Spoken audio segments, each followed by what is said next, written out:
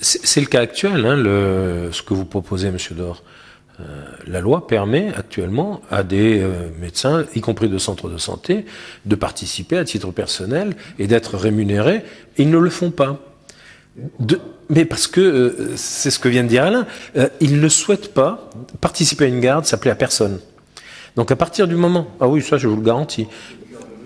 Non, le cœur de métier, ce n'est pas l'exception, c'est la continuité, c'est le suivi.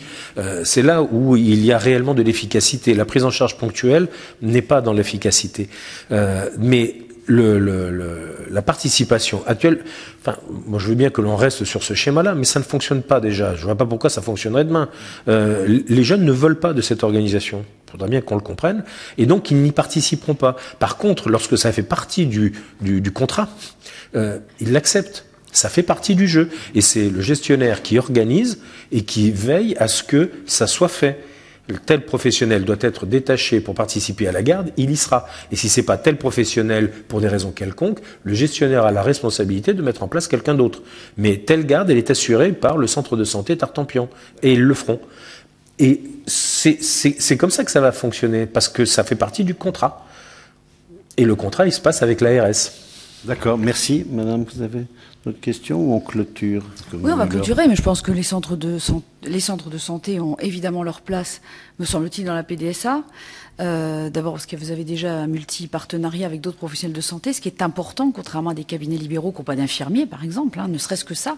Parce qu'on parle souvent dans cette mission de permanence des soins, mais il y a aussi continuité des soins, et notamment les infirmières ont un rôle important dans la continuité des soins. Donc moi, ça me rassure plutôt, enfin tout ce que j'ai entendu me rassure plutôt, parce que c'est vrai que même si après il va falloir trouver la clé, il va falloir être force de proposition, en tout cas pousser vers ce que vous attendez, mais surtout ce que le patient attend. Je crois que c'est ça l'essentiel, parce que c'est pour le patient qu'on... Alors moi j'entends après la volonté des jeunes internes qu'on va tout recevoir d'ailleurs, les jeunes internes qui disent oui mais moi ma vie etc. Enfin, je pense que quand on est profession de santé, je conclurai là-dessus, on le fait pas, enfin on le fait dans une optique d'altruisme, je m'entends, hein. On fait pas ça gratuitement, c'est pas ça, mais on va s'intéresser à l'autre. On n'est pas dans un bureau tout seul à taper des feuilles sur un ordinateur. Donc les professions de santé, il faut qu'elles comprennent, et je m'adresse à toutes.